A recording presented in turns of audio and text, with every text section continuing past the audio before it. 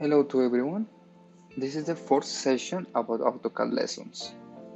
In this session, I'm going to teach you how to edit blocks and different drawing techniques that are more advanced. So here I have already downloaded a blog about a TV. And as I told you in the last session, to be able to edit it, you can just simply explode it.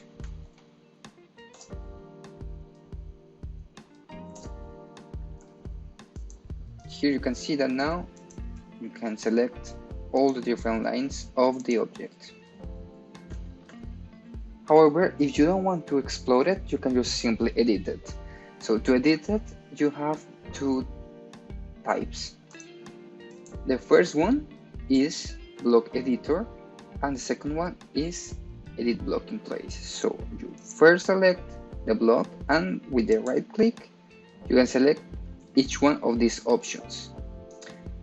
The difference between these options is that block editor takes you to another drawing space that you can copy and paste elements. However, edit block in place will let you see other elements that are not present in that block, and you can add them or remove them as you want.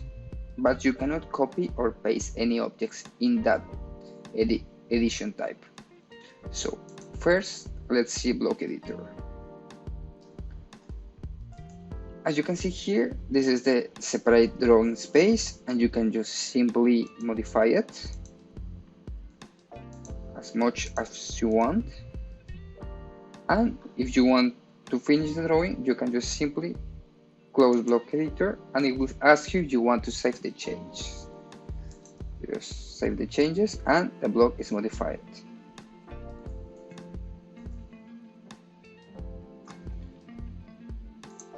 Okay, discard the changes, and if I want to show you the other edition type, edit block in place.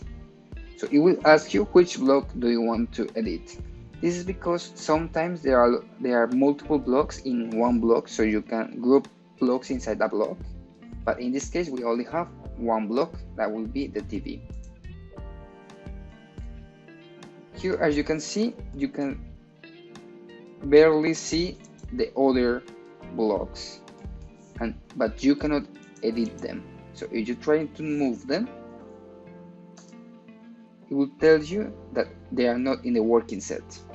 So you can only move the objects that are contained within the block you are editing. The problem with this edition is that even though it is really useful because you see the background, you cannot copy or paste any object. So if you try to copy this, copy it with clipboard, copy, it will tell you that it is not allowed or even paste.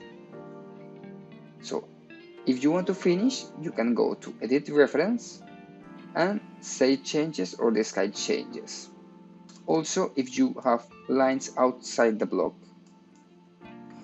you can just simply, if you want to add this block, you can simply select that block and add it to the working set. So now you can work in that with that object, even though it is another block. So let's discard the changes,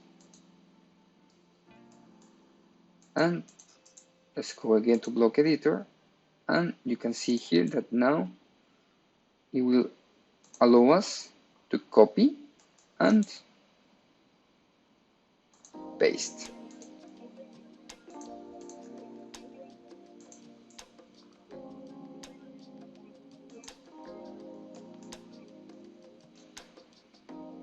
With this block edition, it is really useful because you can always update these blocks, and it will automatically update other blocks that you have. So if you have two same blocks and edit one, it will automatically edit the other one. So one of the advanced, you can just close this tab. One of the advanced drawing options is to use hatch. So if you want to add some texture or highlight something, you can just simply select hatch. Here you have two options, pick points or select.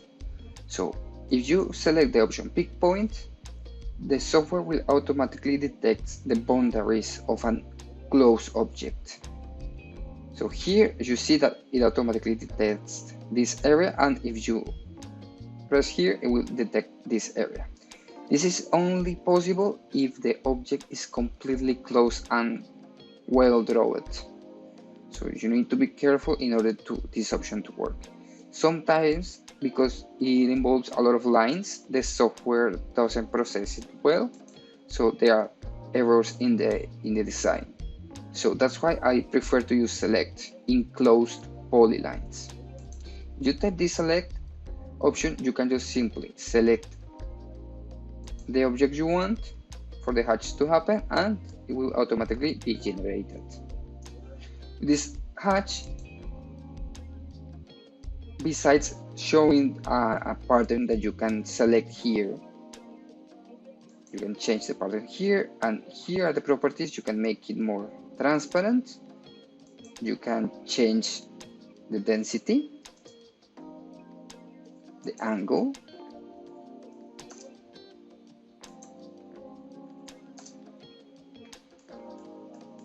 and here in properties you can see the area. So this is a really useful tool to measure the area of multiple objects.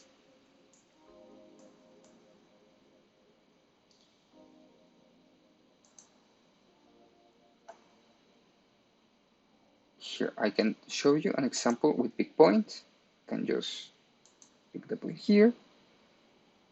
You see that in this case it is not properly generated. This is because there might be a gap in these corners, or it is not a closed polyline. So that is the reason it is not being well generated. So you can just finish the polyline, select all the objects,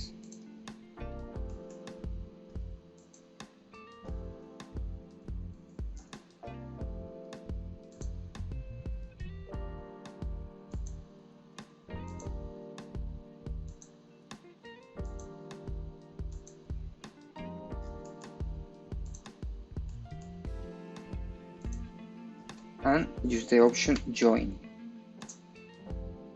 So it will automatically create a closed polyline, and you will be able to apply the hatch like this. You can change also the color by layer, change the layer, and you can also use match properties to change the color. However, this is inverted as a normal line. So you will need to select first what is the object you want to change. You select it and click on match properties. Click the source you want, and it will automatically change the first layer to that. So it is the inverted way of a normal polyline. If we close the editor and save the changes, you see that the other block was also edited. This is really useful to highlight areas or to avoid any unnecessary color filling. So for example, another tool you can use is mirror. So we can just move this object here and apply a mirror if you want to have the same object facing the other side. So you can use here mirror and specify the line that is going to use as a way to make the mirror. So you can keep the original drawing, or you can erase it. I'm going to keep it, and that's how you create different objects that are facing to the other sides. Another useful tool is, let's go back again to block editor, is called the fillet. So you will be able to round these edges based on different dimensions. So you can select one, select the radius, and you can apply a radius of, let's type 5, enter, and select the other object. As you see here, now it is completely rounded. And if you want to create a completely exact shape that is offset to this, you can use the option offset. So you can just simply specify a distance, so you can just type the distance or select the distance from here. Let's pick this distance, and you can just then select the object you want to offset, and it will automatically offset the times you want. This is really useful to make the corners, for example, of a TV.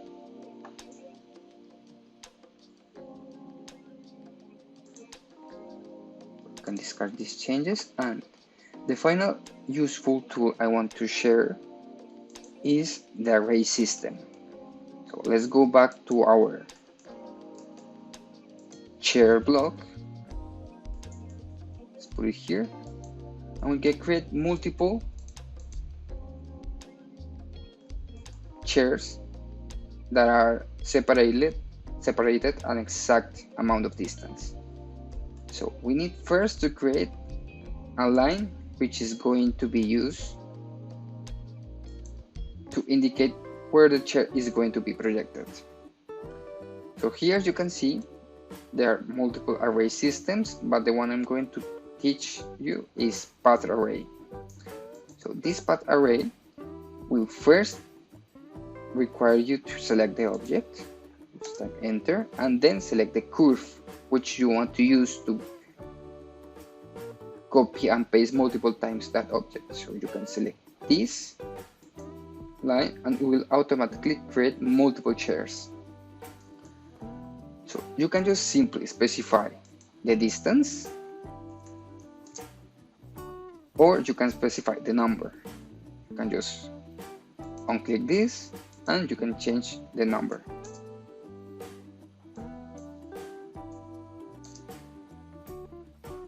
For example, here it doesn't let me to change down the number because it goes beyond the lines. So we can do multiple things, or we can just expand it, expand the line,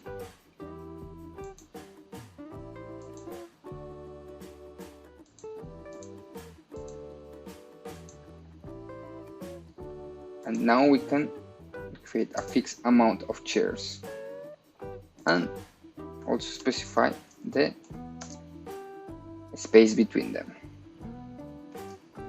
You also want to project them in Y.